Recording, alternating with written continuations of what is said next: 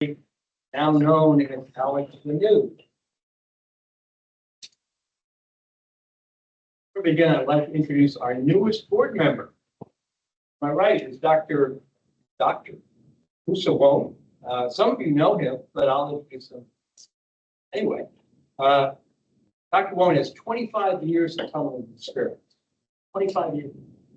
For about the past 10, he's been a vice president at DC Water, working on their very big tunneling projects. And before that, was a senior engineer building the metro tunnels for the Silver Line out to Dulles, and even the CSO tunnels in New York City. So it's a very serious tunneling experience. PhD in geotechnical engineering from France's Polytech. What an institution. And in addition to that, he comes from Alexandria's West End. Very important that we have a representative board, so Dr. Bowen is representing the West End as well. Moved by City Council just a week ago. Brandon, welcome. Thank you.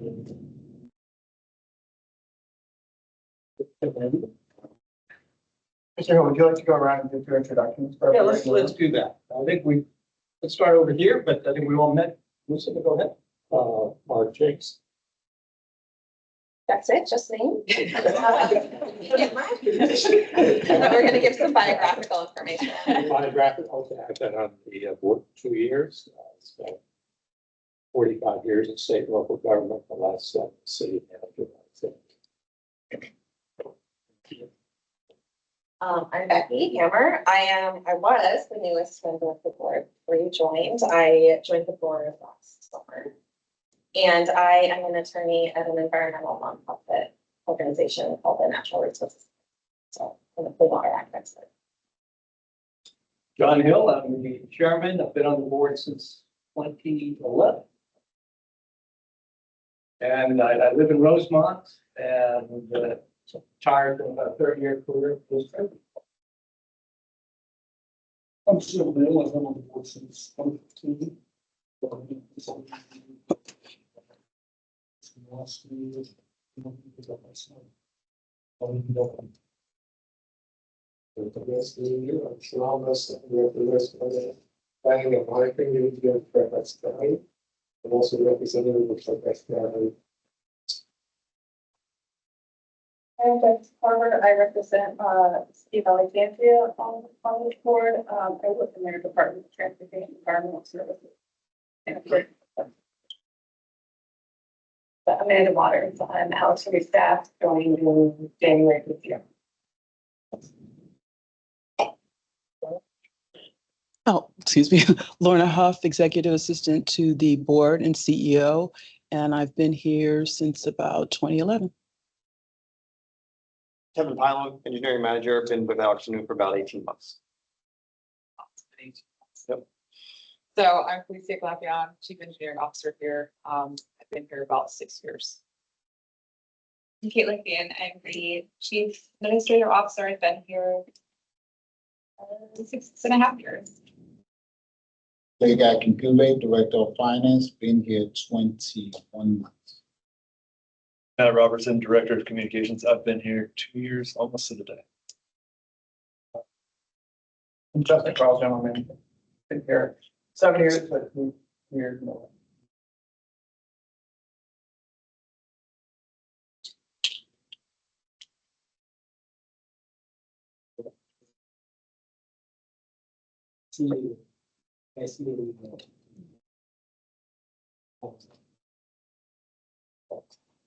Okay, let's entertain a motion to approve the agenda. The motion to approve the agenda. Second. All in favor? Aye. Madam Secretary, are there members of the public who wish to speak? No members of the public. The day after a holiday, travel. Yeah. Consent agenda. Take a moment, look at the minutes from the meeting on the 17th of September.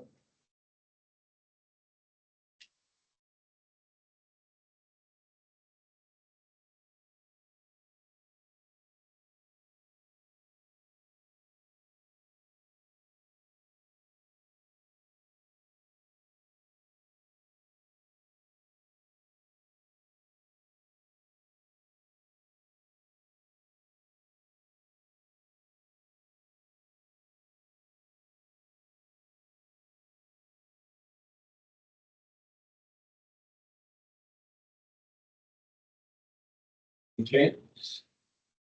Modifications? Additions? Motion approved. Mr. Beal, second. Second? Second by Ms. Hammer. All in favor? Aye. Okay, administrative items. Time to elect a new secretary treasurer since Ms. Caldwell has left us, and Ms. Hammer has agreed to serve as our secretary. I think that's great news. A big burden, Here, but you have a lot of help. ready. A lot of help from staff. Let's make a motion to approve Ms. Hammer as our secretary treasurer. So, Second. All in favor? Aye. You are rightly installed. Thank you, thank you. Fun to serve. Community meetings, I attended one for the Federation last month and gave an update on the AlexRenew project, but also a very nice update on the LEAP program. There's a lot of interest in it. By the way, one of the civic associations had been briefed by I think, Mr. Robertson and said some very nice words about AlexRenew. They're very impressed with the program and how quickly it's built up. And a very successful update. I think because the Federation represents many of the civic associations, it's a good opportunity to get the word out. And the AlexRenew staff had prepared a nice handout that was very well received. I think that'll be the pattern for the Federation going forward. It's a kind of an extensive update. So, any other community meetings in the neighborhoods? Focused on the election. Okay, finance and audit. Mr. Jenks, anything coming up? oh, nothing at all. Yeah, we have, it's, even though, and, well, and that would be the committee, basically getting a draft of the audit, and then review that, and then forward that or staff feedback, and a version of it or that exact document. This is season ahead. Two updates there. The packet's gonna come out the fifth to the board. The actor was sent to the auditor yesterday, one day ahead of the deadline, which was today, so they've got the, yeah.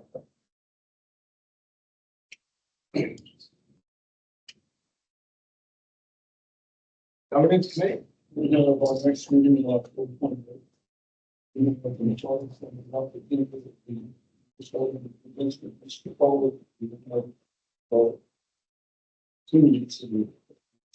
got the next week's like, I know it's a short version of the probably should go, next week. Just send it out on Monday. Would you like all board members to do that? And you don't if you would have. It's been a long meeting. Oh. So that's coming up the end of the month. Great. An ask for the board members. If you haven't filled out your compensation matrix, please do so by 17th. And we're waiting on Bill and Tamara. And Dr. Juan will sit down and walk you through it. That's what you're He's doing. got an excuse. You might as well get it, you might as well get you, fill that out. It's really quick to run your top 5 strengths. And there's that, that's all it is. No, I'm sorry about that. I did the questionnaire. I thought that was the assignment. It's happened in college. And then just a reminder, the board retreat is February 7th and 8th, the afternoon of February 7th, and then the first 3/4 of the day on the 8th. Probably be done by 2 p.m. on the 8th. We'll send out around to all board members to put their amendment. Mr. Chair, one thing I should ask is, since we are missing, we only have one member of the Finance and Audit Committee, it's not possible for the president for the meeting, help us the chair, the firm is going to be there.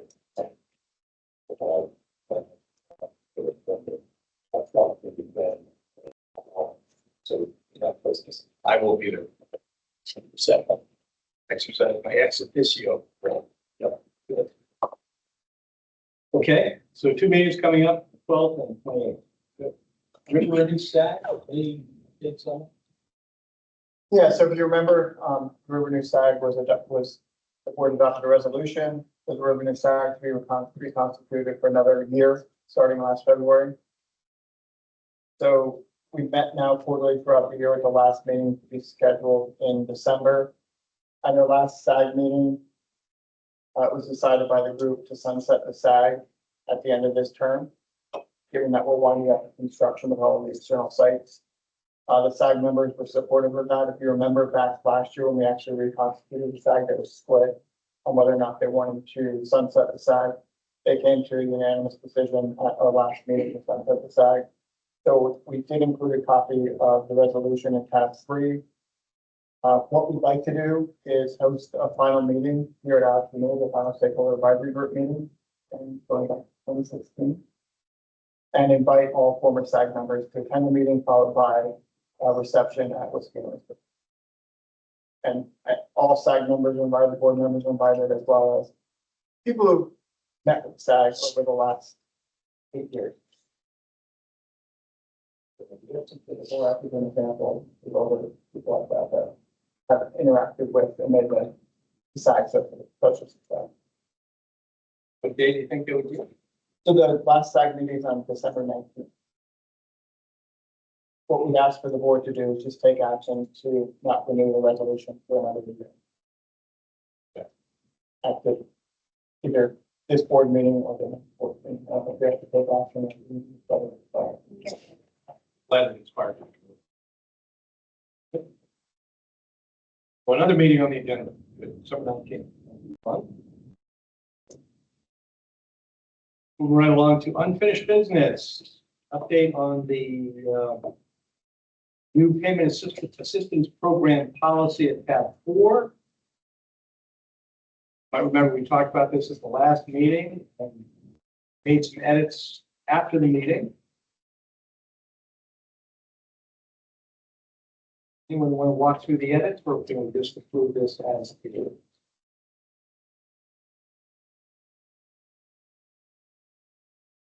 I had suggested some edits to the text of the policy. Mm-hmm. Trying to remember what I did. Adding some language, clarifying the difference between the two options. The payment plan versus leave. And just, specifying some of the program rules. So that These are just track changes. I can track Track changes. changes right there. Hold on, I get to explain again. It's self-evident. Yeah. Self-evident, very clear. Is there a motion to approve the policy as modified? No, I made some suggestions and looks like they were all accepted, so I'll move to approve it. Mr. Beal, all in favor? Aye. Moving right along to new business. Mr. Carl. So we wanted to kind of update board in 3 main items tonight. Items 7A through 7C. I'm going to just give a broad overview of all 3 of those as one, and then Ms. Glapion and Mr. Pylan will walk through 2 presentations to discuss each of these. But really, the first presentation is to talk about construction management services. As we've discussed, we've got 4 major projects happening at the AlexRenew Water Research Recovery Facility over the next 7 years. And in order to make sure we have oversight of the construction activities, we're proposing to procure a construction manager. Construction manager is really viewed in this case as staff augmentation, providing support in-house to oversee the construction activities, and the various resident engineers and designers that are going to be performing the work on our behalf. We have an engineering team of 4 people, and as opposed to going out and hiring a staff, a large staff, we're looking at leveraging the construction manager. Very similar to how we've done on Riverview. So Ms. Glapion is going to walk through that. These are all kind of related. The second item, 7B, will be a presentation discussing the current status of the solid upgrade program. And tonight's discussion was initially put together to focus on the guaranteed maximum price that we're going to have as part of the CMAR contract. But we also want to take some time and discuss the updates we've had now that we have a contractor on board since May. Updates to the capital costs, which includes the contractor's fee, their services, as well as our soft costs are kind of baked into our update this evening on the capital costs. And that does include what Ms. Clapper is going to talk about next. And then finally, related to solid program, we are asking the board to consider an amendment to our designer, Stantec, to support the medium-term upgrades for the solid upgrade program, which, if you remember, included a drying facility installed here within our facility. So Mr. Pylan will walk through that piece. So they're all kind of related. And what we want to do is kind of bring the board along as we get updates on these programs. So the board's getting regular feedback and cadence on where we stand with respect to design, construction, and supporting services. So I'll turn it over to Ms. Clapper. I know I stole some. I know, so Justin's already kind of set the stage for why we think we need this. So what he's already said, we have a staff of 4 that are managing the day-to-day AlexRenew projects that are identified in the CIP. We've got a lot of work, happening now and coming in the next few years. And so it's going to be a huge burden on staff to continue to support O&M and the other CIP projects and to take on these additional construction services. Plus, as Justin said, we don't have an in-house team that focuses specifically on construction. So we want to bring in that experience to kind of help support our success with these projects. So tonight I'm going to talk a little bit about some of the projects that are happening. Justin alluded to 2 of those that you guys are familiar with. We'll talk about how this team would fit into the AlexRenew framework, as well as what we mean by construction management services. What does that scope? What do the tasks actually look like? And then kind of where we are in that actual procurement process, because the procurement is out on the street right now. And so let's just jump right in. So you guys have seen this overview of the plant multiple times in multiple presentations. We wanted to kind of summarize what's going on now and what's coming in the future. So for the solids upgrade program and the preliminary primary program, we've already provided in-depth presentations to you on those in the past, and those are underway. We've got the contractor in place, we've got the designer in place, and that construction is on the horizon. We've got our Riverview project, which is happening right now. It's the pump station associated with the tunnel system. We've also got our job order contracts that are ongoing right now. So those are the smaller capital projects, $1 million or less, that can take place anywhere across our campus. So here in the environmental center, as well as at the plant and out in the distribution center at our pump stations as needed. So all this work is kind of going on right now or right around the corner. We've also got 2 other projects that you've probably seen in the budget or the CIP, which would be our centrate pretreatment upgrade project, which is a supplemental biological treatment process to help us control our nutrient loads. And then also the tertiary systems upgrade project that focuses on our tertiary filters as well as our tertiary settling tanks. So like with a lot of the infrastructure that went in at the plant, it's approaching the end of its useful life, it's time to upgrade. So we're going to be moving into procurement for those projects next year, and then they're going to be added to the construction too. So a lot going on at the same time, a lot of coordination required. So I'm going to talk, wrong direction, about where this person fits or where this team fits in our structure. So the construction manager, as Justin said, would be serving as staff augmentation to us. So they'd be really reporting to AlexRenew through the current engineering team. So Kevin and his staff. As you can see, here's a summary of the projects I just discussed. We've got a mix of contractors, different contractors and different engineering firms across the board. So a lot of different entities, a lot of people working towards the success of AlexRenew. Wanted to point out that the construction management services are not going to be the same on every contract.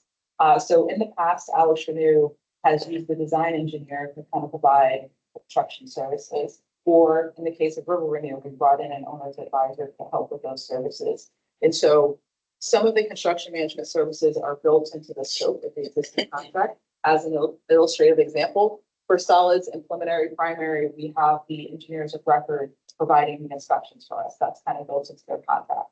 For those that are on the horizon, like tertiary and centric pretreatment, we're going to have this construction manager serve as our eyes and ears in the field. They'll be providing the construction services, as well as on our dock contracts, so the smaller projects. So as you may recall, we've got 3 different dock contractors. Each contractor has multiple task orders, multiple things going on, and somebody needs to be monitoring what they're actually doing out in the field. So this construction manager will also pick up some of those services.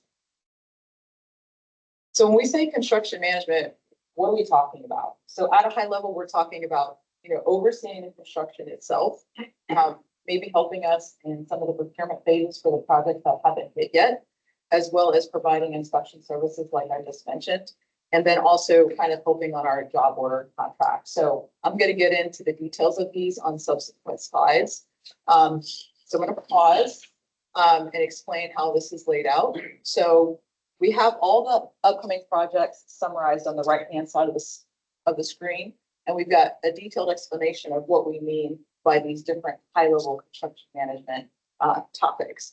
And so, as I said before, not every construction management activity is going to be associated with this project. It just depends on the scope of the project. So in this case, we've tried to highlight, hey, when we talk about construction management oversight, what projects do we think that's going to impact?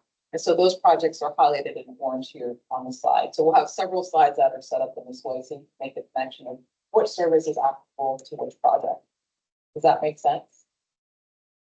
Just for context, for River Renew, we had an owner advisor, and that was very successful. Is this similar to that? It's has some of the same elements, but it's not the same. So for example, for the tertiary project, we are going to have an owner's advisor helping us with that project, but we need somebody to kind of not oversee not just one project, but all of the projects and serve as staff augmentation for us. So the scope of that is a little bit more broad. Instead of being specialized on one particular project, this person will be supporting all of the construction projects. Mr. Helder, on the owner's advisor teams, the way that River Renew is set up is there's a resident engineer and inspections team that's out in the trailer, but the owner's advisor did bring in some construction management personnel to help oversee the work and manage the RE&I because, because of the limited staff we have it out here.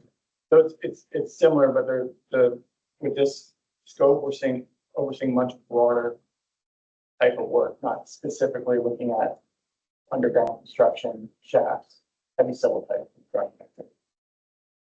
So this is a standalone construction manager, not part of the owner's advisor team. All right, so for construction oversight services, we're talking about, making sure that coordination is happening across all projects. All these contractors are going to be using the same access points, the same roads. They're going to have to coordinate deliveries. They're going to have to coordinate plant shutdowns. And so this team will help us make sure that that's happening in a timely fashion. Also setting up our CMIS system, our construction management system. So with these construction projects, we're going to have submittals coming in. We're going to have RFIs, requests for information or clarification. We're going to have pay apps coming in. And we need to find a way to effectively manage that. So we are looking to stand up a new system that's going to support all of these projects. So this construction manager will help us select that system and will help us to manage that system over the course of the construction.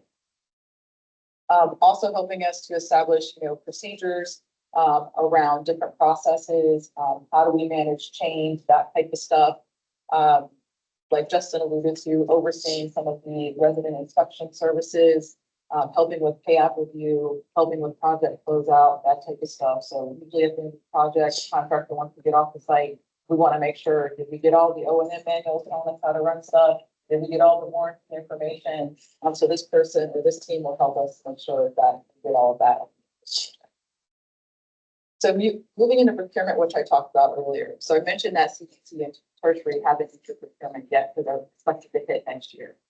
So we expect that this team will also be able to help us with procurement related services. maybe helping out on some of the constructability reviews or serving as a technical advisor as we vet the teams that are interested in doing work with us. As far as pre-construction and design phase services, we feel like these services will be more applicable to the solids, PPSU, and tertiary. So these are our alternative delivery type projects. So some of the tasks under this contract would be helping with constructability, providing review of the cost estimates when they come in, so an independent set of eyes, as well as reviewing the schedule. Does the schedule look realistic? Are there gotchas that would be considered? Does this make sense based on their construction experience? And then resident engineering and inspection services, mostly pertaining to tertiary and CPT, because solid and PPSU will have their own inspection teams to the design engineer. But this is, checking the work as it's happening, helping with cost estimating, making sure the contractor is following their safety plan, making sure they're following their quality plan, helping with submittal review as needed, and also helping with starting and finishing of the project as they start to come online or as parts of the project come online. And then finally, our job order contracts. So again, that's kind of its own animal. It's multiple contractors, multiple small tasks, need help, vision, that work, making sure the contractor understands the scope, making sure the cost estimates make sense, making sure the work is being performed in compliance with the contract. And for cases where we have to bring in an engineer to do small design work, making sure that that work is coordinated with the contractor. And also assisting with startup as well as build out. Right, that was a lot of information, and I sometimes talk fast. So, question? So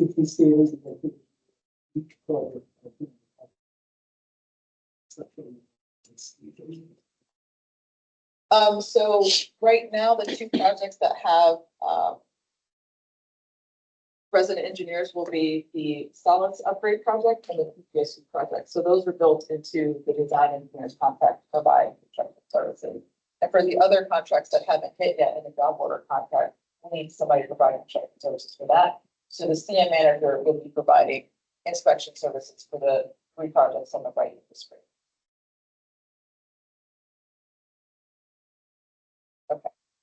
There's a school of thought on how you procure your resident engineering inspection team, whether or not you leave it up to your designer to do it, or you go out to procure a separate resident engineering inspection team. When AlexRenew was so specialized, it decided to go out and procure their own team, its own team for inspection. Given the engineers that we already have for solids and PPSU, one Stantec, a relatively large bench. Was it, Nicole, 20,000? 30. Oh, 30,000. And then GHD is providing design services for PPSU. They're able to field a resident engineering inspection team within in-house. And they'll have to go out for another procurement on top of that. So they'll do design services during construction, resident engineering. And then for the other projects where we don't have an RE team or resident engineering team, this construction management will build it out, which are typically smaller projects in our way compared to those two. And it is just one entity without having to have a construction manager and a separate RE team and only the individual construction and, engineering teams. One less entity, let's have one person. But is there any change, any difference in the independence of the inspections operation? Depending upon whether you hire a director or whether it's part of construction.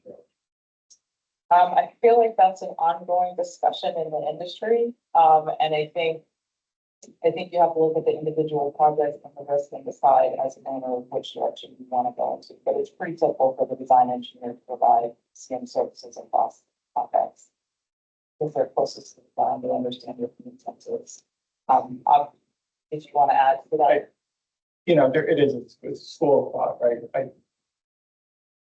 Personally, and our team feels like where we can get our designer to be the resident engineer and do the inspections, there's a huge advantage there because you don't have to bring anybody up to speed. The question is, well, you're not going out getting market competitiveness across the job. We feel that's a big risk going out for a higher sole RE team to oversee some of this work. So some owners will go out for procurement just to diversify the portfolio and get firms in that are different than they currently have it doing the design work to try competition.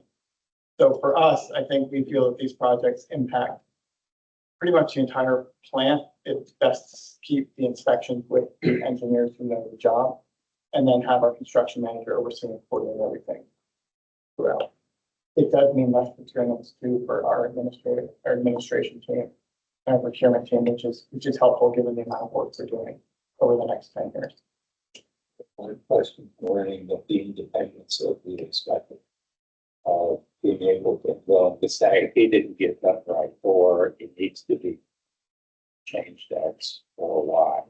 When they're independent versus when they're working with a construction manager. I haven't seen I've not seen, the last 20 years, I've not seen a difference in a CM type oversight role and an RE specific having any different feeling on independence. Their job is to be your eyes and ears in the field and administer the contract. And whether that's done through the design engineer or a specific firm, we've not seen a difference in that independence. The construction manager has the same interests as the inspector. Correct. And that's how it's working right now in River and New. Our construction manager and resident engineer and inspection team have the same interest, which is administering the contract, making sure the quality of the contract is met and the schedule is met. They're all in unison. The contractors with us. I've been on projects where the owner, before I came over to AlexRenew, where the owner actually let the contractor do some of their own inspection. And that's kind of when we run into a conflict of interest because they're not going to be as apt to. Good, Oh, good enough, right? Yeah, so I think, in this case, the resident engineer and the CM, they're not actually doing the construction. They're just overseeing it and making sure that the contract is being enforced and coordinated, right? So there's not that conflict of interest there. This is a related question. This makes sense in light of the 4 very large projects we have in the future and the small nature of AlexRenew. But what about risk? Who's absorbing the risk here? If, for example, one of the construction contractors building a solid solution is having trouble with either cost or schedule or quality, what risk is borne by the construction manager? Or do we carry all the risk? In this case, we carry the risk because they're serving as staff augmentation. The contractor is still obligated to meet requirements of the contract to deliver what was promised. When that doesn't happen, you get into things like cure notices and all of that, giving them a chance to fix it. But this construction manager will be serving as staff augmentation, serving as our item here, so the risk is still on us. But they also have the requirements of their contract with us. Yeah, it's hard to, these contracts are typically low risk in the industry. They're nice contracts to have as an AE firm or a construction management firm because it is low risk. It is really eyes and ears and oversight, but they're here to support us to reduce the risk of something going wrong on the job from the contractor's perspective or the design perspective. So they reduce risk. Having an oversight role like this and additional staff for us help us reduce risk overall in the job, but they don't assume risk. Your designer and contractor assume most of the risk that falls in. Yeah, construction is real time. So like Kevin's team of 4, with all these projects going on, construction is happening now. You need to provide answers now. You need to address issues now. When you're in a study or a design, typically you have more time to research and try different options.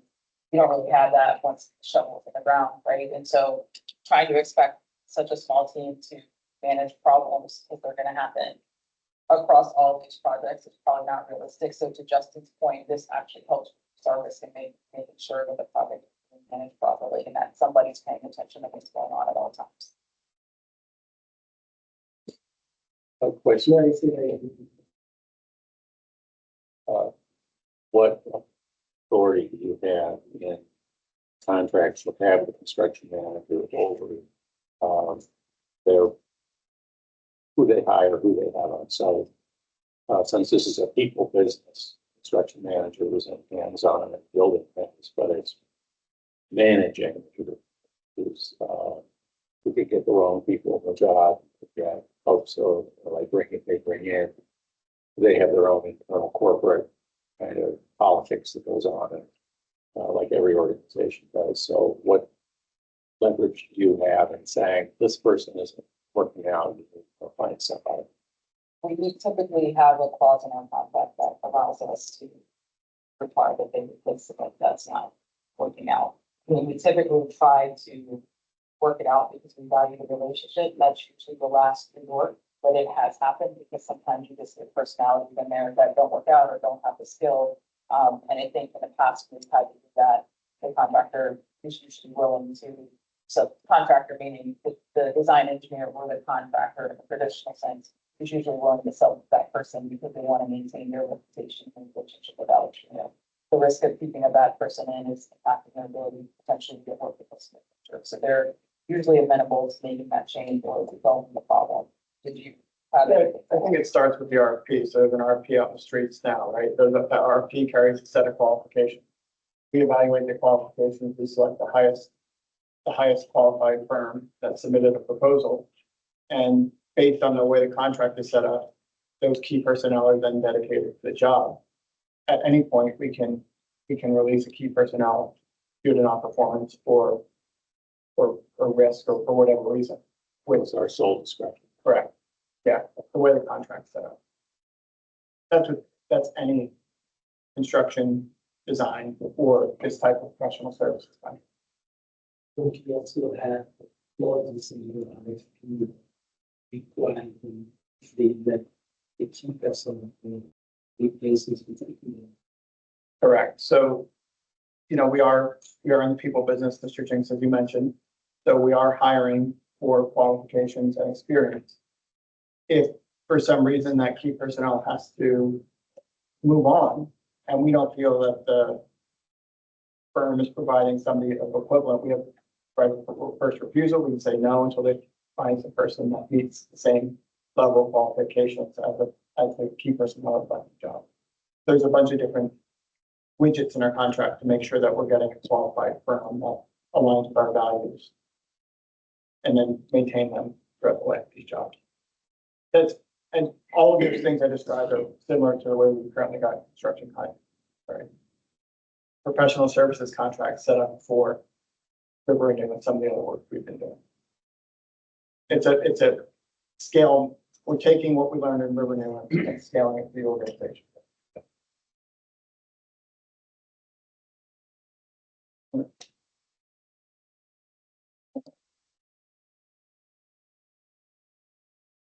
Bring a lot of value in the RFP on people.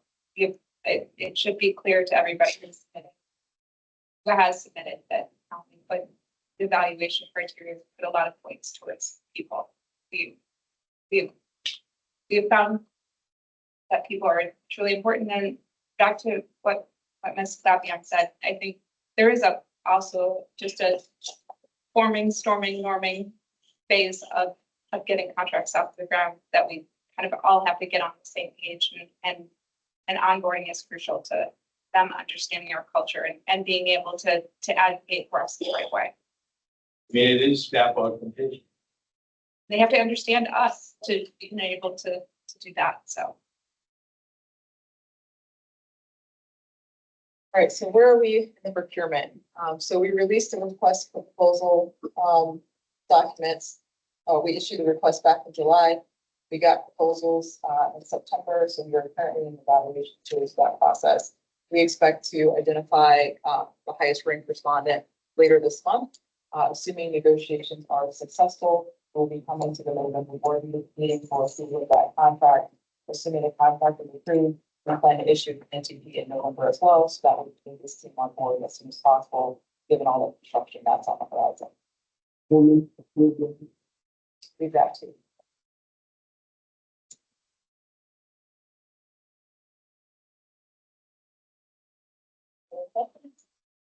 So it's very good contact. Well, we try not to surprise you. We didn't want the next meeting to be the first time we saw anything about this contract. But it is. It is. And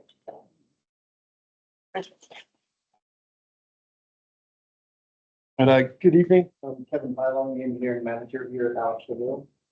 The next slide deck we're going to run through is an update on where we're at currently with the solids upgrade program and giving an overview on the contract and the contract amendment. Just, one second, just to respond to Dr. Wong's question, 2 proposals on the construction management side. Again, it's highly specialized type of work. You know, when you hear 2, you kind of like, oh, that's not great. What are we doing right or wrong with the organization? You know, contracts that we have an professional services contract out right now for engineering services, we got 10 of those.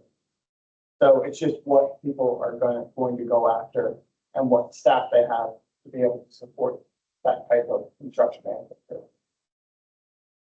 So it's been typically a very difficult role to fill in the region over the last 15 years. So we're looking at most likely contractors or firms not having the right qualifications to go after the work. That's why we got such a small. This relationship will last 5+ years.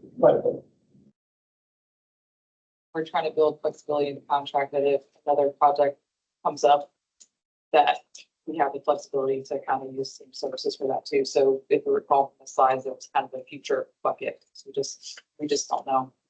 But if we have them here, we want to leverage them. So. I understand. We'll jump back into the solids upgrade program. So outlined for the slide that we're going to be going through in the next few minutes. We'll do a recap on what the solids upgrade program project is. We're talking about the major components, and then a briefer review of the CMAR project delivery. So those slides will look familiar if we look at those last time in May of 2024. We'll also talk about our guaranteed maximum price, how we've elected to kind of use the contracting mechanism for paying our contractor, and then reviewing some of the proposed amendments, as well as doing a little deeper dive into the updated program capital costs. And we'll touch on next steps for the coming months and the years for solid upgrade program. So this slide here is just showing, an overview of all the major components and elements of solid upgrade program. As we started to plan, how we're going to improve the solid process here at AlexRenew, we came up with a series of short-term, medium, and then long-term goals. So the short-term goals that you're seeing here highlighted in the blue, in the boxes that are blue, these are really the immediate fixes that we want to do to fix some and replace aging infrastructure and get our solid process back up and running more reliably. Once the equipment's in place and we're comfortable with how this equipment is running and our solid process is functioning to the quality and the degree that we would like, the next phase is the medium term.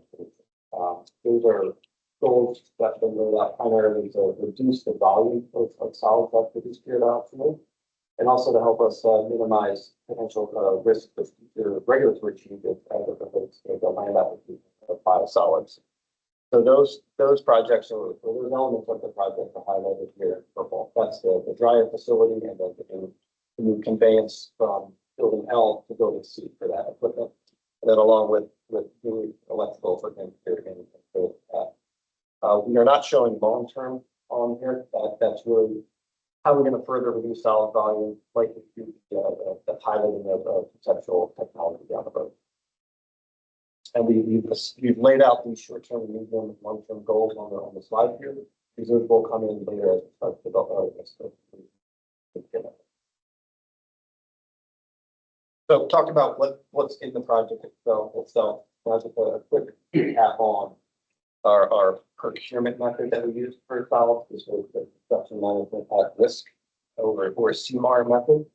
So the structure for this is kind of a college roommate or forced marriage structure with the construction manager who is PC Construction and the designer who is Stantec. So they are currently collaborating and working together during design phase, just beyond preliminary design and the final design now.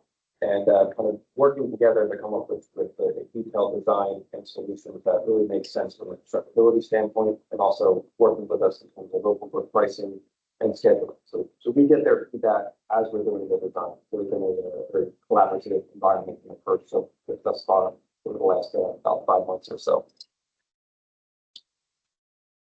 So we talk about project components, how we procured it.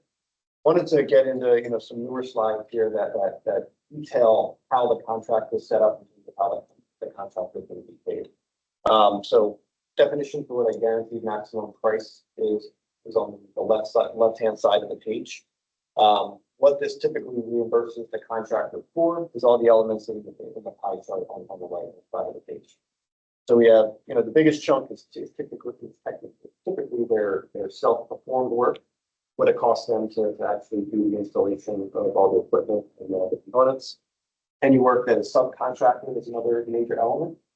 And then the cost for pre-construction services. This was actually approved by the board in May of 2024. And then we have additional early work packages, the contractor's general conditions, things like salary wages for supervisory staff, mobilization or demobilization to a site. And then we have the contractor's fee, it's essentially their markup on the work, and then series of allowance, payment items, and contract. So all of those items roll up to make what is called the guarantee. Actually, early work packages, is that if you're like, for example, want to do demolition or infrastructure or things where you don't know what your final design is yet, if you want to get going and get that started, is that what early work is or something else? So early work is for in this case, yes, we actually have plans for demolition that we're able to advance that design further enough to get like a comfortable price of. It's also typically used for early procurement of equipment for showing up the slides. But usually you know what you want in terms of the equipment, but your detailed design for how you get all that connected connections there comes later in the detailed design. It helps us in terms with our schedule improvements. Buying equipment up front, by time you finish design, it takes you a minute to go. So don't the other question. Just a question on the chart. Are those pie slices roughly to scale, or is that just no? They're not. Actually, not. No. We have another pie chart. The contractors we hired for both GPSU and Solid, a lot of what we put into that is a lot of their work can be self-performed. I think that's like a 40-20 split or something like that right now, the way it's shown, but we expect that self-performed pie to be much larger. Bigger.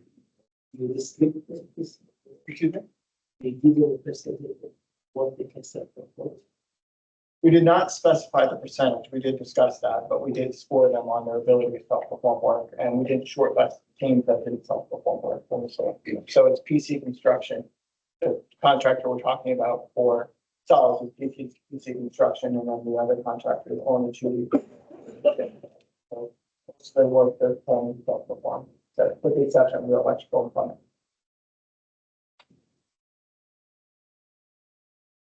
So next, we establish kind of what is a guaranteed maximum price, and the major elements that go into guarantee. This slide is just showing you what are those amendments that we need approval from the board on in order to make up that guaranteed maximum price. So the initial contract and then the 5 amendments that we have now are what would ultimately come to the board for your review and approval. Just starting from the left to the right, our initial contract was the pre-construction services that was approved in May of 2024. This got PC Construction on board with us into that collaborative environment with Stantec, our designer, in order to start pre-construction services, constructability reviews, doing open book cost estimation with us, giving us realistic schedules for how the work is going to be executed. That was approved back in May. So that was the initial contract. Next up is Amendment 1 and Amendment 2. These are the early work packages. They're mostly the procurement of major pieces of equipment. early work package A or amendment 1 does have the line system demolition and also the mobilization of office trailer. So this amendment will come to the board for review and approval in November of 2024. Also, just wanted to highlight that we also called out what are the short-term upgrades, how they relate to the amendments, medium-term upgrades, and then the long-term benefit. So amendments 1 and 2 are primarily equipment procurement. Amendment 3 is the actual cost of the work to install all this equipment that was procured under amendments 1 and 2. So that is the bulk of the short-term upgrade work. And then we move into amendment 4, which is dryer facility construction. That's the medium-term upgrades that we're looking at with the reduction of solid volume. We may have some additional amendments that get flushed out in terms of design. Right now, that's at a conceptual design level about less than 5%. And then finally, we have the future pilot technology, the long-term upgrades that we're looking at to further reduce our volume of solids. So, question, your slide 4 shows that the energy master compliance, you're going to be set as a 100% problem, it's not right. But what this is, right, so something it's going to be, it's one of these stages, is that correct? They all roll up into the guaranteed maximum price and hit that threshold.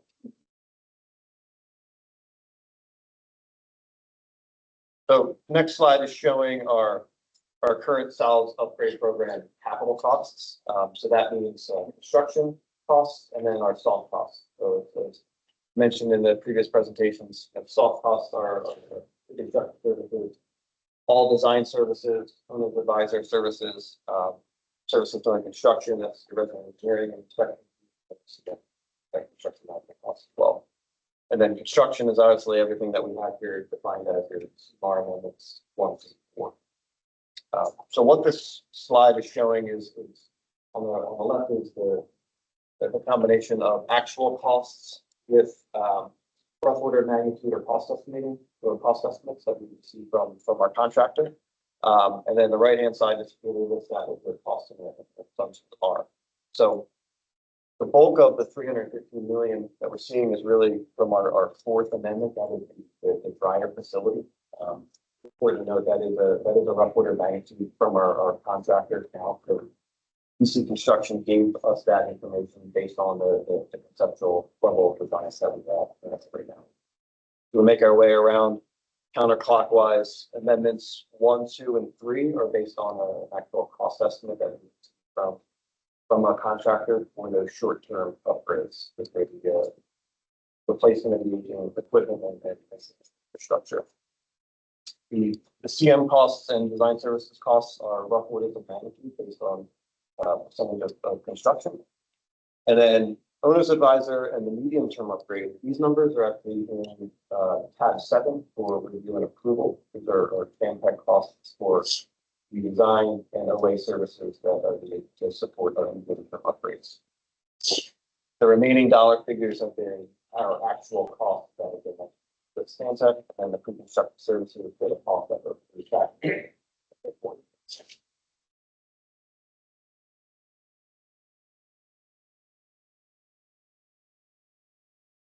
So next steps, so we're looking to come to the next board meeting with a presentation for amendment 1 to board approval, which is the line system demolition, early procurement of a series of electrical electrical equipment and mixing equipment.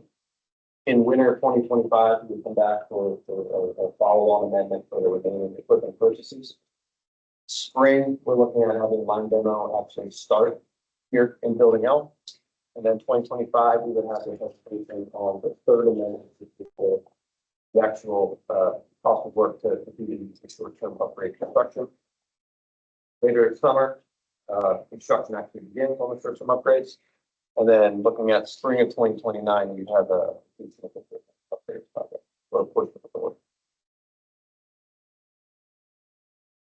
What's your timeline for amendment 4?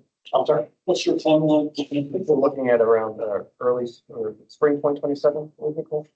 For getting that first amendment. So we're conceptual level of design. It's a fair amount of work to get that up and running, but We're going to approve that timeframe for that will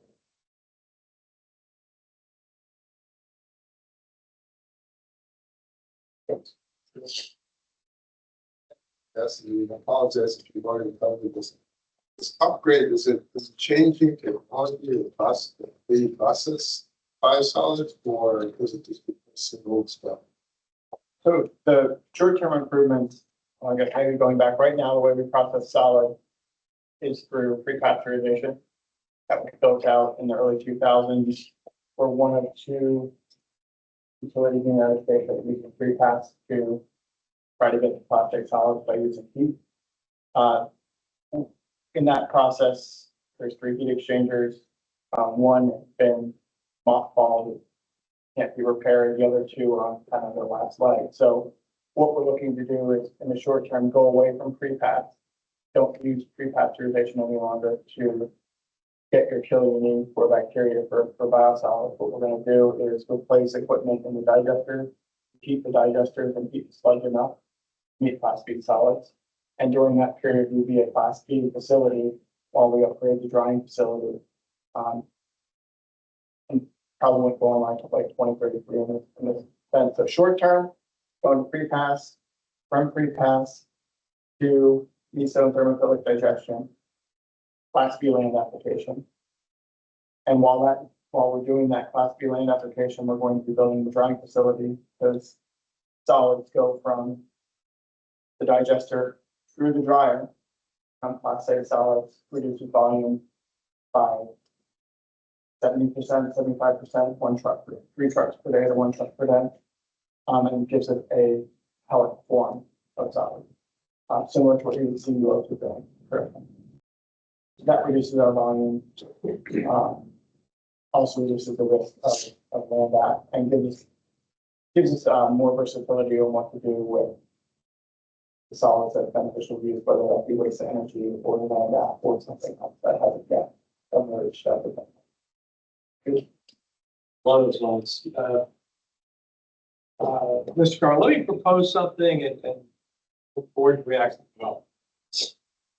Over the next couple of years, we're going to spend $300+ million on solid. Over the next 8 years. So that's half the size of the difference is this is a little harder to understand. Not as simple as the tunnel they call it one.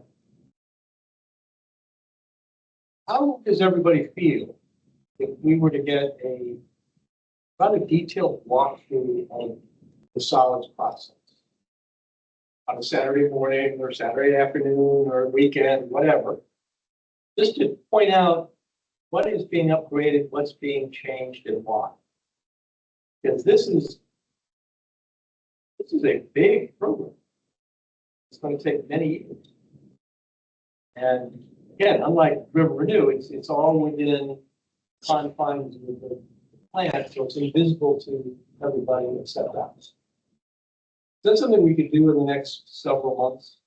I would propose to do solid and preliminary and primary. They're both very similar programs. And I have the person in mind to do it. He'll love it.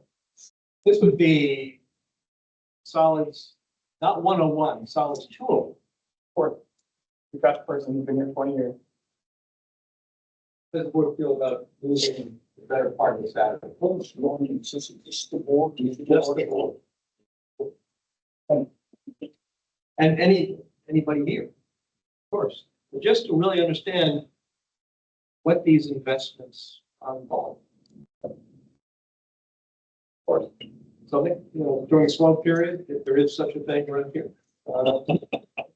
We can mix in on one of the tours, no problem. That's very good. I thought where you might be going with the communications and educating the community that we did at the AlexRenew Stellar. This rises to a level that we ought to go, again, some level above and beyond explaining this, because this is going to show up in people's face. In land application, we discussed in the last meeting, people are going to be more paying attention to it and what are we doing the chemicals that are plastics and whatever that are in the solids. So that's another piece I would add to somewhere to figure out. No, I agree. More than one ratepayer has asked me, well, now that the tunnel's done, my rate going to go down? Obviously not understanding that financing, of course, but this is the scale of River Inn. You know, order of magnitude. So Mark, I think ultimately we're going to have to communicate this outside. The first step is for us to understand. Very well. I think the challenge in the public is that this renew, you can get the concept of the tunnel. Or somewhere in Old Town. This is a lot harder to grasp. Harder to digest. Yes. Sorry.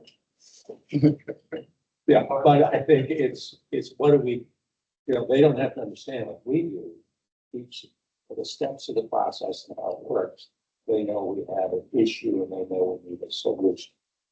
And it's going into the net cost, we take the state grants, the 615, and this number, my guess will be higher before we're done. I'm going to be quick. I'm going to be real. Because I know people are thinking, I thought you were done.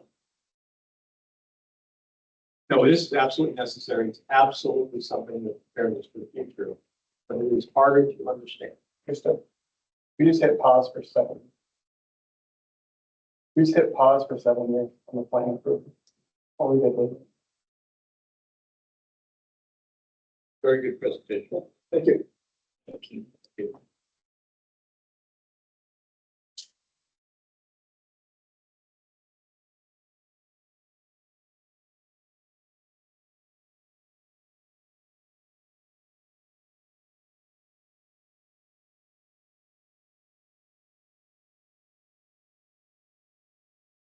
Moving to item C.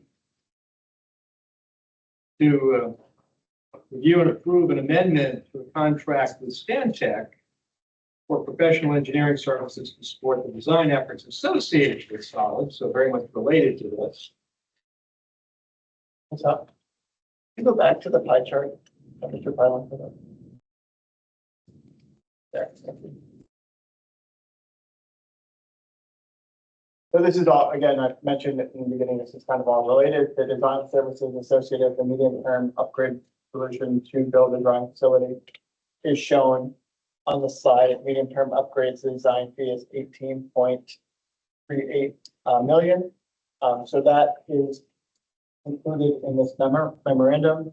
In addition to that, we do have a full-time equivalent from Stantec supporting Ms. Lappier and Mr. Pylon as OA services. That's helping run the meetings and manage the pre-construction services phase. That value over the period of the work is 1.5 million. And when we say that over that period, we're looking about 3 years. So just a quick background, and a lot of this is included in the memo. We try to be as detailed as possible in the memo to make sure everything buttoned up with respect to the entire program. Stantec started supporting AlexRenew in 2022, looking to support us to develop a solid roadmap, or what we call a solid long-term plan. There were 4 task orders currently issued to Stantec to get to the point where we are now. That include design and also management services with respect to putting the plan together. The current Stantec contract supports the short-term improvements, but it does not support the medium-term design.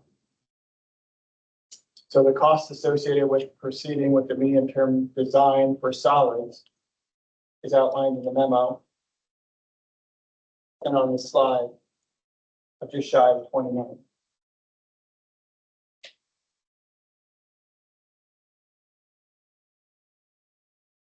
That expenditure again is started this past June, going through August of 2027, so just over 3 years of spend for the design of the medium-term solution. So the total of that is 19.3. I didn't square this with the CIP, but it fits within the CIP. It does. So a lot of what we're talking about when we went out to do the $50 million bond, we were thinking of these design services and the CMAR contractor happening to spend at the same time. So the goal is to use the $50 million that we got to support the spend over the next 3 years and go out for another time for you after that. To tie it back to the funding mechanism. So page 2 of the memo kind of summarizes, table 1 summarizes the task orders 1 through 4. That's what's been expended to date for Stantec, and it got us all the way through the short-term design. What we're asking for approval for to move forward with the medium-term solution, which is the drying facility, is the approval of the final design fee of 13.6 million in table 2. There's also memos that need to be completed for feasibility analysis of 4.7 million. And then the owner's advisor fee, which is about an FTE for 3 years, supporting the engineering team, for a total of 19.88 million. What would come later is up to the right of that, of those numbers on the pie chart, would be design services for construction, would be another amendment later on in the Stantec professional services contract. So we're just asking for approval for the design associated with the medium-term solution and the owner's advisor.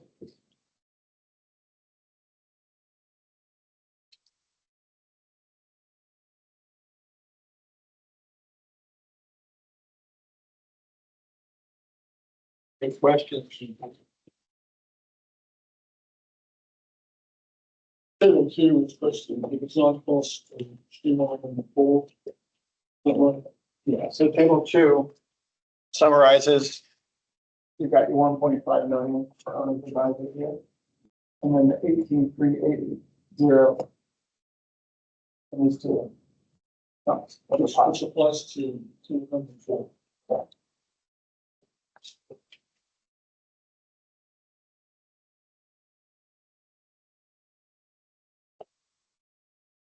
Solid is becoming very useful.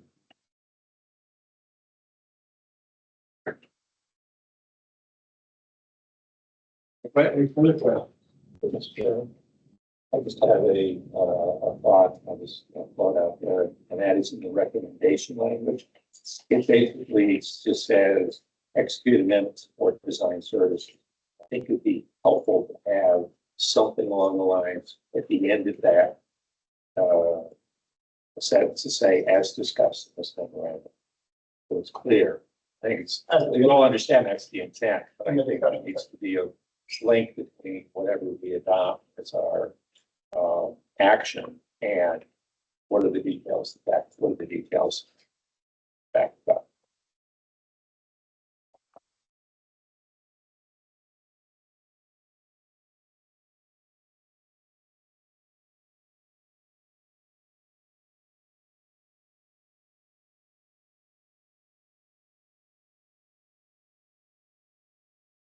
Any other question?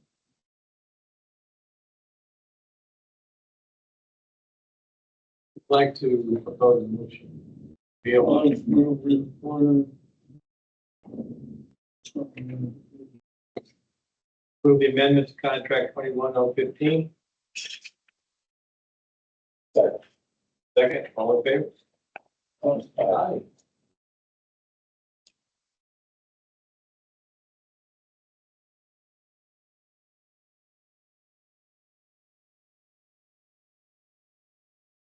Moving on to tab 8.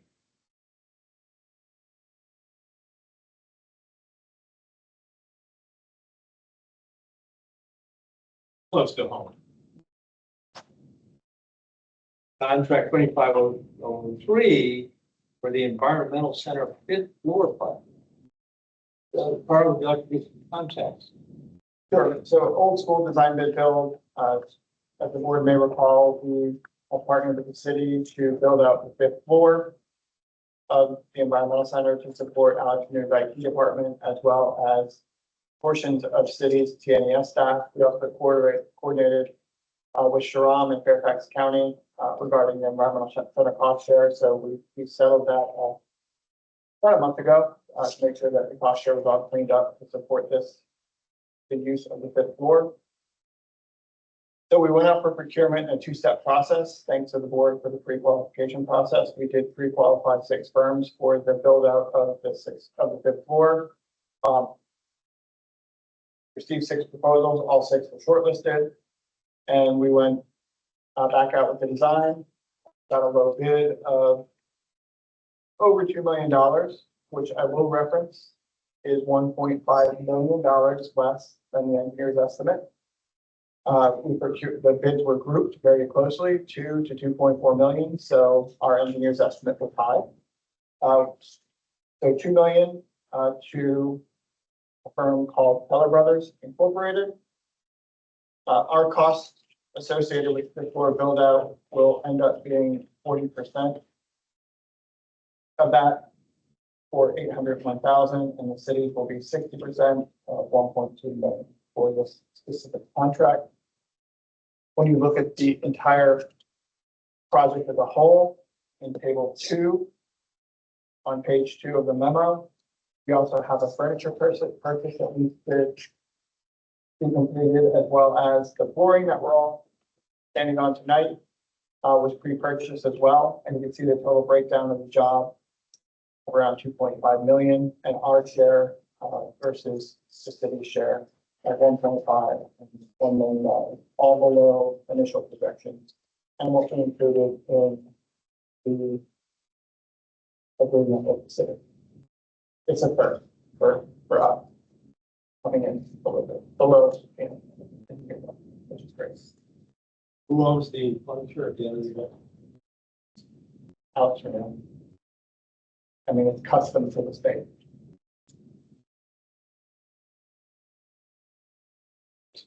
Minor concern, just from a legal point of view. Any discussion? Karen, this is good, right? Yeah. Very good. Do you think that's your window view of the city? Yeah, but I call the 90% plan, not the one that's there.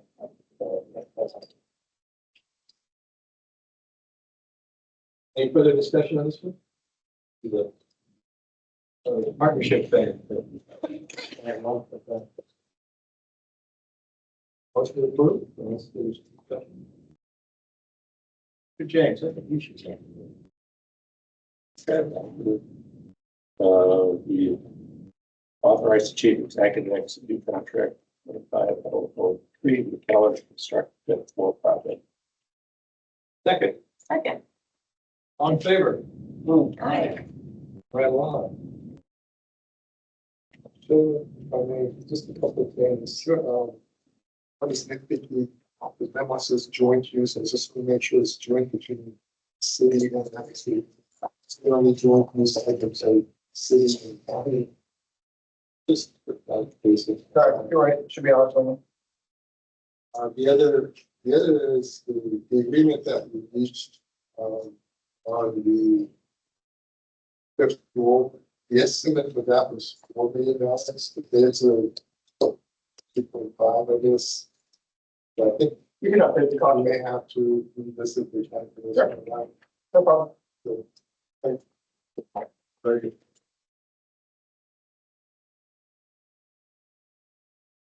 Go right along to monthly outcomes. Sorry. Carl. Just to clarify, this is construction cost. It was a capital cost too when we talk about the project. So it will I go just down. remember the 4 million and I said. Yeah, it will go down by $1 million as long as we. Yeah, so we can either do that before construction or after the end of construction once it's over. As long as it's done.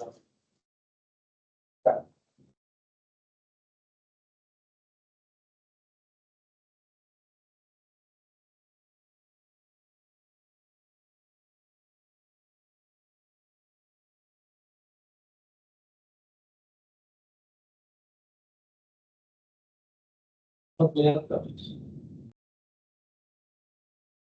So I'm going to take my time and walk through monthly outcomes, given the board feedback and the self-assessment. It was. Maybe just walking through here, with Dr. Wan's first time, every month we put together a monthly report to report progress with respect to our strategic goals. So the first is operational excellence. On the first page, you can see how we've done with respect to our permit. The biggest thing that stood out to me looking at this month's report is our average flow of 29 MPD into the plant because it's been so dry. So you can see how we performed there as well with respect to the permit limits. Total nitrogen and total phosphorus are the big ones. You'll be seeing a change in ammonia starting next month. It'll go up after October. On the next page, on the capital improvement plan, we report progress each month in table 1, 2 on our spending on the job order contract. What we've started doing, I know we haven't spent a lot of time on this, but month to month, we've been putting footnotes. If something new appears or something changes, we're footnoting that with respect to the job order contract. Overall, that's been a successful program. To date, we spent over $2 million on crucial work we needed to get done at the plant, that's primarily related to structural renewal and replacement.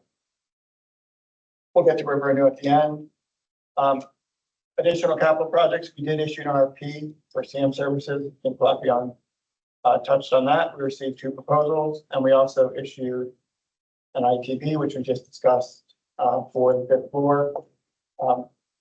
We did receive proposals for engineering fellow this month as well, and 210 for professional services associated with engineering. As promised in the CEO delegation of authority, we had no sole source or emergency contract issued in September. If the bill commented that to before that board. Other items, I will let Ms. Waters discuss item 1.5 on page 3. The last month at the board meeting, we had a presentation on PFAS and the sampling results. And since that board meeting, EPA finalized the recommended aquatic life criteria for 2 PFAS compounds, PFOA and PFOS. And the good news is that our sampling results are orders of magnitude lower than those criteria. So we are continuing to do sampling, but so far, we like what we're seeing in relation to those recommended criteria. The state of Virginia is a delegated state under the Clean Water Act, so they will eventually adopt the recommended criteria into water quality standards, and those water quality standards will be considered when we go back for the next iteration of our BDF permit. So we're in good shape. But this only applies to our effluent.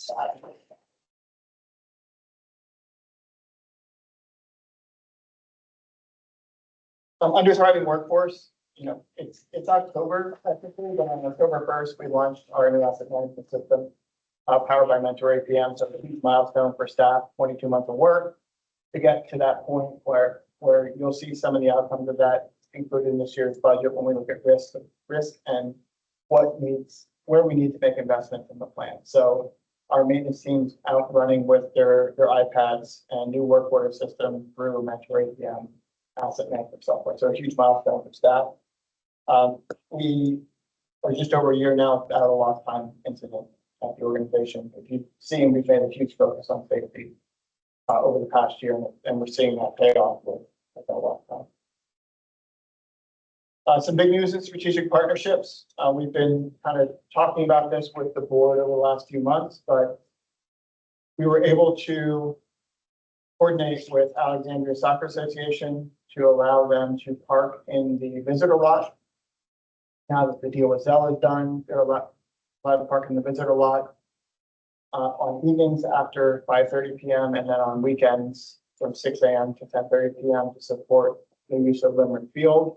You remember when the Zell development was developed, they were supposed to provide parking for Limerick Field. That was never, the development didn't go in, parking never went in, so we're making our lot available for ASA.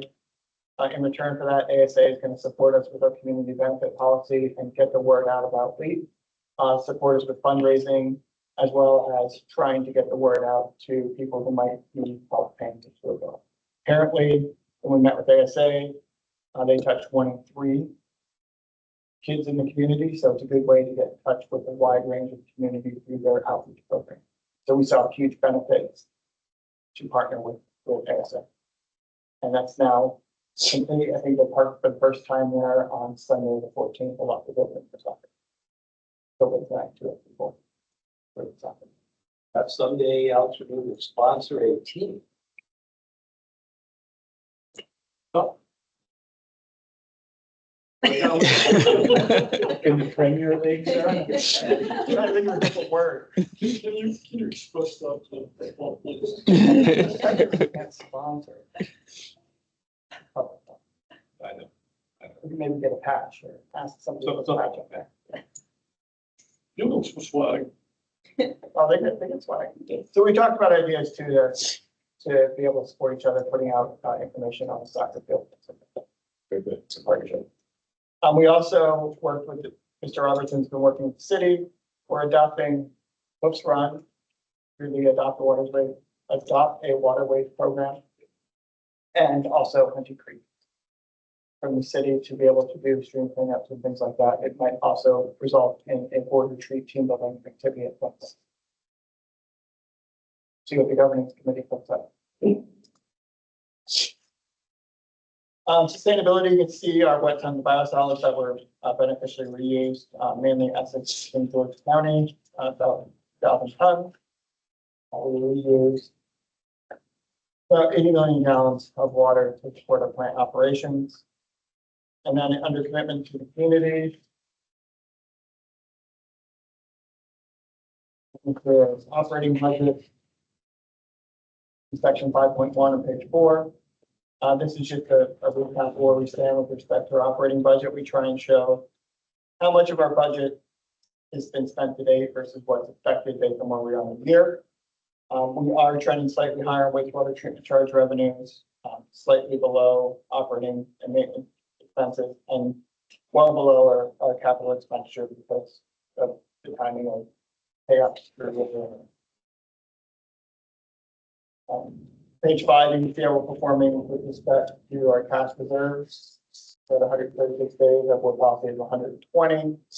And our coverage right now is 2 times for debt service coverage.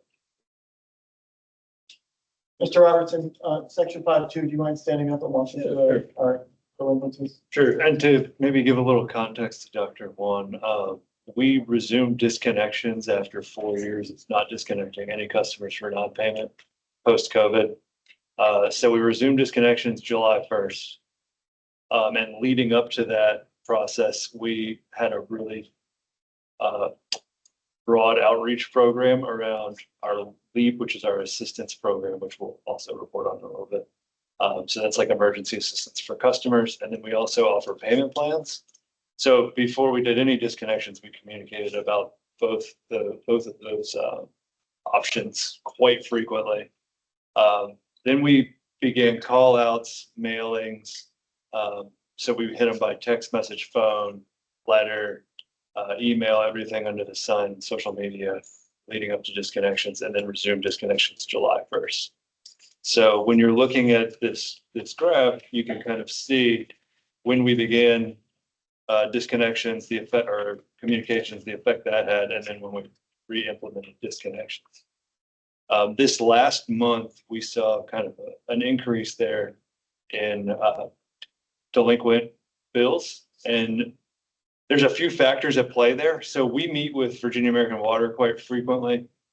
There was a bill that went into place through the Virginia General Assembly on July 1st that limited disconnections for certain criteria. So they had to be 60 days past due. They had to be above 92 degrees. Those were the two big changes. Virginia American Water was disconnecting customers at 30 days. So they had to adjust their entire system to account for that. So while they were doing a handful of disconnections for us on a like sort of a soft basis while we rolled out disconnections, they were not doing any disconnections of their own. So we think that probably played a role in affecting our delinquencies because they're not disconnecting any customers and share customers with Virginia American Water. That makes sense. So that's one factor. It's also right before school starts summer, there's a heavy churn in the city and the housing in general. So a lot of times you'll see sort of an increase around that September mark where people had moved leading up to, the school year. But so those are two factors. The other thing is we're not really doing a lot of disconnections. We've done roughly 30 a month, so like one a day, and it's a very soft rollout. So we're not entirely shocked to see a spike. The 200 is a little higher than we would like to see, but it's in the realm of what we've seen in the past. So if you look at 2023, we saw an increase or decrease of around 200 customers several times. So it's not out of the realm of normal, but just to give you sort of a long-winded answer to why we think we're seeing this increase. Most of the financial piece of that is attributed to under 15 commercial accounts. So the monetary piece is actually commercial. The residential accounts are, for the most part, under $200. And we also had 100 customers enroll in payment plans last month, which is a pretty good jump. And those customers would still appear as delinquent on this report, even though their accounts are in good standing in terms of being disconnected. 66% of our arrearage is on payment plan. Almost $900,000 out of the 1.3 million. On payment plan. 66. So we put a lot of effort into communicating about those payment plans. That would be a good footnote to add on this chart, just to remind us and the public that it's not folks who are not being responsive to this, that agreed that you want to check. Are commercial accounts eligible for payment plans? No. So, Oh, sorry. Yes, they are. I was thinking. Commercial accounts can sign up for a payment plan. They cannot get it. right now. Okay. So, because I was gonna say, without that commercial, if commercial accounts weren't eligible, that would be really high, 66%. Okay. They are. I see the disconnection information on here. Is it, so 46 customers were disconnected last month. Is it possible to know how many of them subsequently paid their balance and were reconnected? Yeah, so we do look at that on the LEAP dashboard. You can see, and I'll cover that, I guess. So I think there were 12 customers this month. It signed up for LEAP, or Out of the 12, how many paid versus signed up for leave? yeah. I think there were. I can't remember the numbers off the top of my head. I do have. So, Ms. Amber, we do track that, we're concerned, with getting the data from Virginia American Water, so we get confirmation on whether the accounts either got closed in this month, similar to last month, either the account was closed or the customer signed up for a payment plan. So our biggest worry, I think, is where you're going is we don't want to have customers sitting out there without water. We want to know what's going on, but I believe there were 12 customers this month, and one of two things happened. They either closed their account or signed up. Yeah. Got water reinstated. Yeah, so I don't remember the exact numbers, but Virginia American Water system went down for a week. So when we wanted to check, we could not. I got a report yesterday that there were 12 sort of outstanding accounts, and of all of the accounts, they either paid their balance in full, were on a payment plan, or the account was closed, which oftentimes means nobody was even living in the house when they went to disconnect. And that was the 12 customers in Chicago.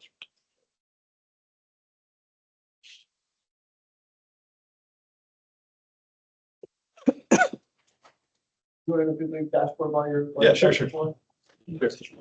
So to give Dr. Wan some context here, some of this is pretty self-explanatory. If you look at the right, you can see the amount of money that we've distributed since LEAP was launched this spring. You can see the remaining balance. We've done a pretty great job of fundraising early on in this. So that money's been raised in 8 or 9 months. And then you can see the number of service disconnections we've done for non-payment here in this purple graphic. We've helped 19 customers so far. The part that's maybe less self-explanatory is this purple overlay on the left here over top of Alexandria. It highlights the number of households that have received SNAP in these specific census tracts. And we're trying to leverage that census data in a way that we can see if there are any trends between disconnections, LEAP assistance, and potentially areas that might be leveraging SNAP to see if there's any trends there. So you can see from the map, there's not a tremendous trend that we've been able to see so far, but we don't have a ton of data points to go off of yet. In the areas where you see a dot over a blue square, that is where somebody was disconnected and received LEAP.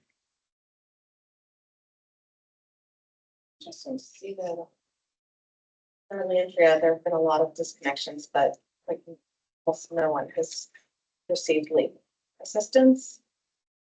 Just, I'm wondering if maybe like that could, this map could help, I think, drive Outreach, yeah, outreach. absolutely. Yeah.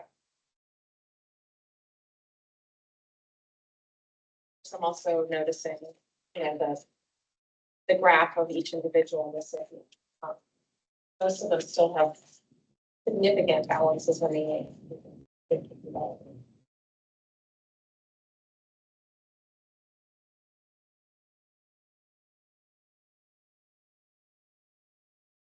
One more.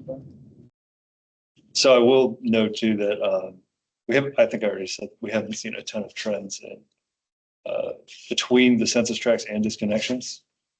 But also for this slide, there is a large remaining balance, but it's probably worth pointing out too, when we do disconnections, when we do any of these communications, we always try to pair promise pay power plan with LEAP.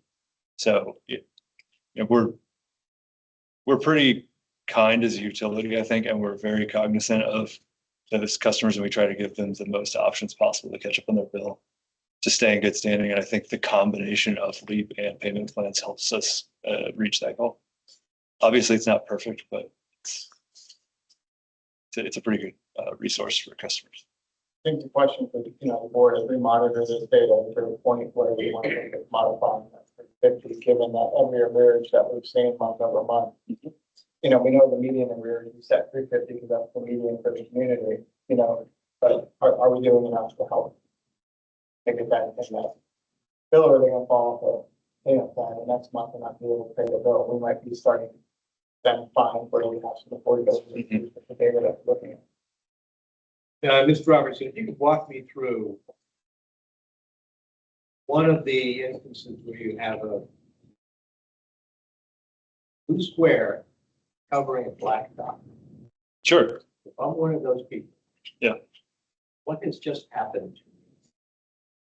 Okay, so prior to, if we start at the very beginning of the process, by the time anybody's reached your door, you've already received 2 phone calls, certified letter, another letter, you've received text messages, emails, all of the above.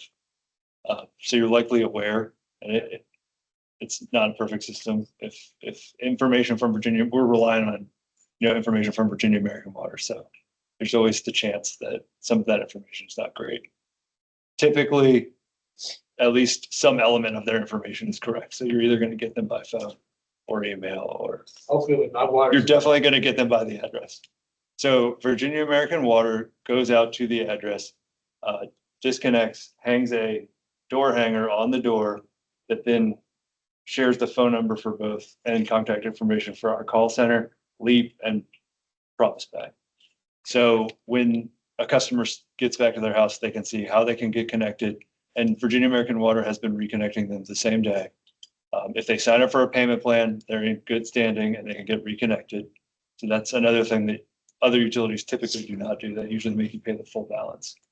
So it's a great way to get people back online.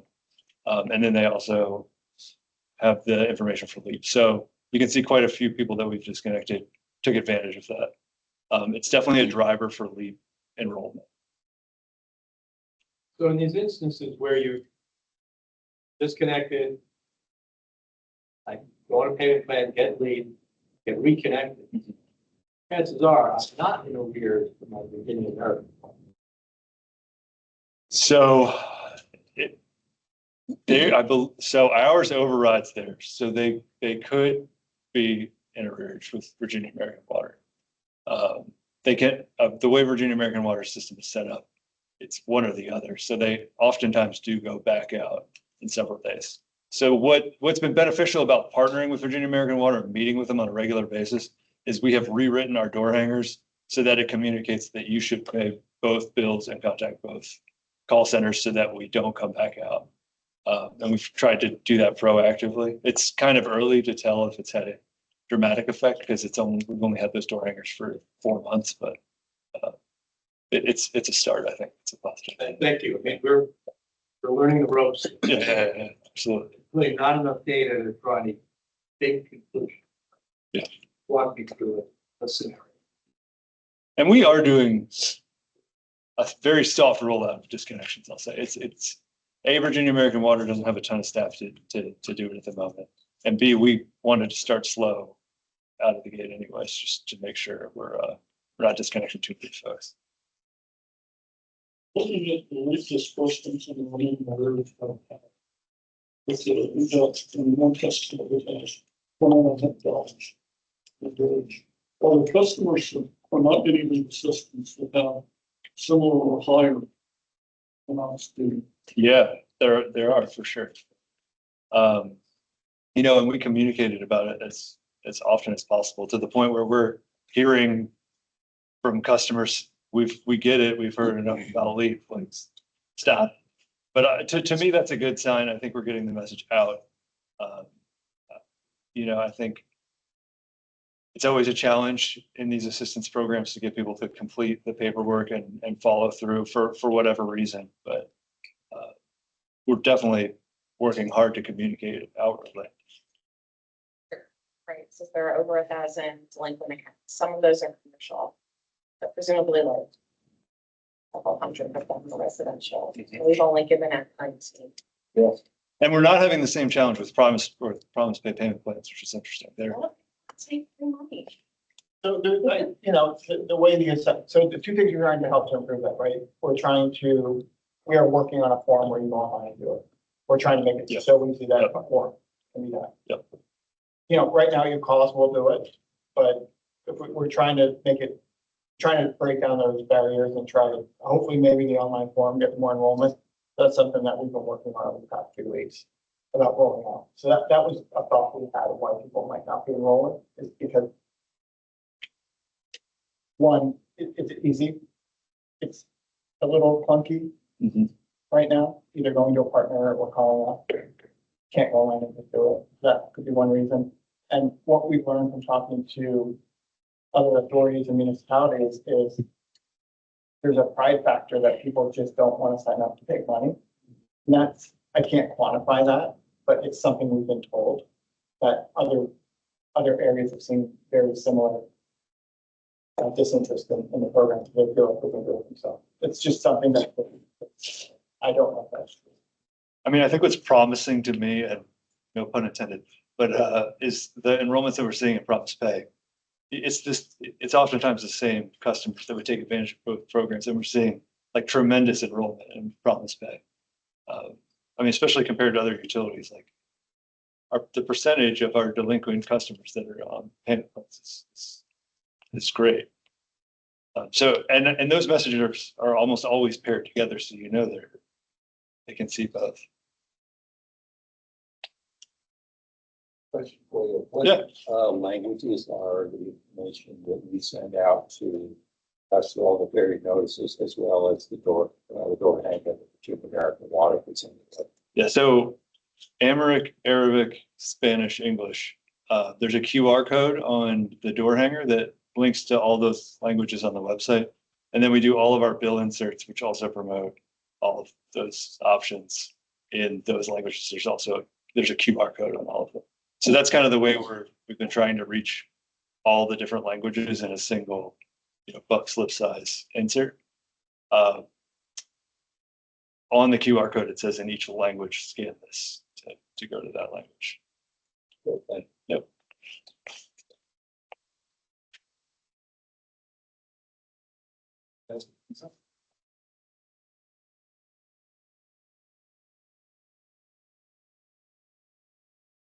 I think this program is, even a year ago, we didn't even have the beginning. Right? We still move quickly. Tried to. They didn't have a concept. Concept. Okay, moving right on to the River Renew dashboard. I think big things coming up, maybe, in the interest of time, we finished pile driving on Pendleton Street. Sip and seed ended at the same time. We will be vacating a large portion of Pendleton Street on November 30th, 2024, so that construction site's going to shrink. And submitted the General Assembly report 16 days early to the General Assembly to update them on the process of River Renew and thank them for the support of the factor. Mr. Carl, on page 3 of the River Renew report, I always focus on the progress to date against plan to date.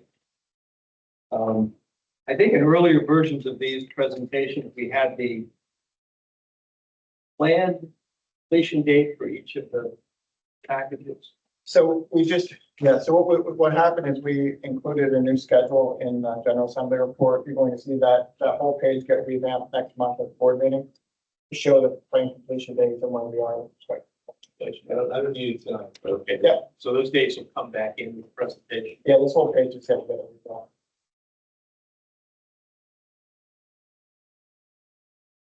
The progress of the Alexrenew side, Brandon, I'm fully aware of all the complexity there, but Yeah, so we'll have it will show. I think the schedule values that we're using right now don't quite support the actual work happening in the field, which is skewing the result. I think we mentioned that last month as well. So we're going to go back to an old school schedule of where we are. the value is does produce funky results sometimes. Yeah, that was a good. Maybe looking at the last page, just a cool picture. The promenade of Apple one, that's the wall after it's stained. So we're seeing progress towards restoration, one step closer to the community being able to access and doing off that site. Pretty neat to see. It's pretty neat to see when you look at the window as well, to see rebar coming up out of the ground as opposed to holes going into the ground. That means we're coming up in building bug grade. Now, in the picture on page 7, the steel ultimately pulled out, correct? Yes, that would be water. River would be right against this. Correct. This wall. Correct. That would be water. So maybe some steel slab protected from erosion. Great.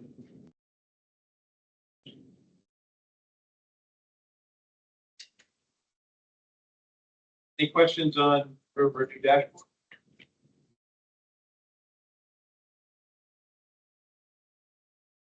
Okay, we have to go into closed session. So let me make a motion pursuant to Virginia Code Section 2.23711A8. I move that the Board of this authority enter into closed meeting for the consultation with legal counsel on a certain billing discrepancy. Do I have I'll make the motion. Second. All in favor? Thank you all for being here.